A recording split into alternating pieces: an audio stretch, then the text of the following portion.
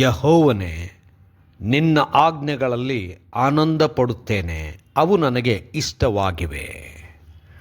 ಸೋಮವಾರ 30ನೇ ಮಾರ್ಚ್ 2026 ಈ ದಿನದ ವಾಕ್ಯ ಧ್ಯಾನಕ್ಕಾಗಿ ನಾನು ಆರಿಸಿಕೊಂಡಂಥ ವೇದ ಭಾಗವು ಶ್ರೀ ಯೋಹಾನನು ಬರೆದ ಸುವಾರ್ತೆ 15ನೇ ಅಧ್ಯಾಯದ 16ನೇ ವಚನ.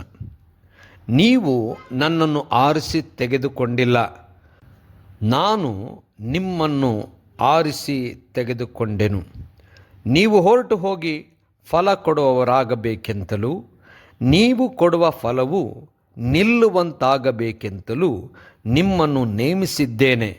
ಹೀಗಿರಲಾಗಿ ನನ್ನ ಹೆಸರಿನಲ್ಲಿ ತಂದೆಯನ್ನು ಏನೇನು ಬೇಡಿಕೊಳ್ಳುವಿರೋ ಅದನ್ನು ಆತನು ನಿಮಗೆ ಕೊಡುವನು ಎಂಬುವಂಥದ್ದೇ. ಕರ್ತನಲ್ಲಿ ಪ್ರೀತಿಯುಳ್ಳ ದೇವಜನರ ಶುಭೋದಯ. ಯೇಸು ಕ್ರಿಸ್ತನು ತನ್ನ ಶಿಷ್ಯರಿಗೂ ತನ್ನವರಿಗೂ ಹೇಳುವಂಥ ಮಾತು, ನಾನು ನಿಮ್ಮನ್ನು ಆರಿಸಿಕೊಂಡಿದ್ದೇನೆ. ಅದಕ್ಕೆ ನಾವು ಹೊರಟು ಹೋಗಿ ಫಲ ಕೊಡುವಂಥವರಾಗಬೇಕು. ಕರ್ತನಲ್ಲಿ ಪ್ರೇರೆ ವಾಕ್ಯ ಧ್ಯಾನ ಮಾಡೋಣ. ಈ ದಿನದ ವಾಕ್ಯ ಧ್ಯಾನದ ಶೀರ್ಷಿಕೆ, ಆತನು ನಮ್ಮನ್ನು ಆರಿಸಿಕೊಂಡಿದ್ದಾನೆ. ಕರ್ತನಲ್ಲಿ ಪ್ರೇರೆ, ಯೇಸು ಕ್ರಿಸ್ತನು ಯೋಹಾನನ 15ನೇ ಅಧ್ಯಾಯದಲ್ಲಿ ತಾನು ದ್ರಾಕ್ಷಿ ಬಳ್ಳಿ, ನಾವು ಅದರ ಕೊಂಬೆಗಳೆಂಬುದಾಗಿ ಹೇಳುತ್ತಾ ತನ್ನಲ್ಲಿ ನೆಲೆಗೊಂಡಿರುವಾಗ ಪೋಷಣೆ ಹೊಂದುತ್ತಾ ಫಲ ಕೊಡುವಂಥವರಾಗಬಹುದು ಎಂಬುದಾಗಿ ಹೇಳುತ್ತಾನೆ.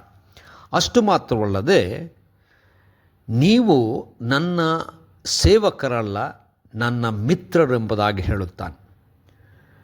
ಪ್ರಾಣವನ್ನೇ ಕೊಡುವುದಕ್ಕಿಂತ ಮತ್ತೊಂದು ಅದ್ಭುತವಾದಂಥ ವಿಚಾರ ಮಿತ್ರನದು ಇಲ್ಲ ಎಂಬುದಾಗಿ. ಅಂದರೆ ಒಬ್ಬ ಮಿತ್ರನೆನಿಸಿಕೊಳ್ಳುವಂಥವನು ತನ್ನ ಮಿತ್ರನಿಗೆ ಪ್ರಾಣ ಕೊಡುವಷ್ಟು ಪ್ರೀತಿ ಮಾಡಬೇಕೆಂಬುದಾಗಿ.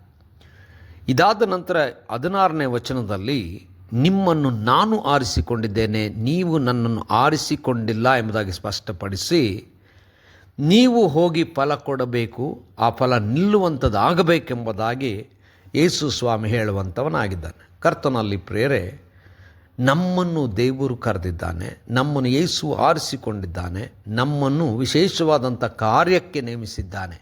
ಅದನ್ನು ತಿಳಿದು ದಿನಾಲೂ ನಾವು ಪ್ರಾರ್ಥನಾಪೂರ್ವಕವಾಗಿ ದೇವರ ಆ ಒಂದು ಚಿತ್ತವನ್ನು ತಿಳಿದು ಅದನ್ನು ನೆರವೇರಿಸುವ ಹಾಗೆ ದೇವರಲ್ಲಿ ಬೇಡಿಕೊಳ್ಳೋಣ.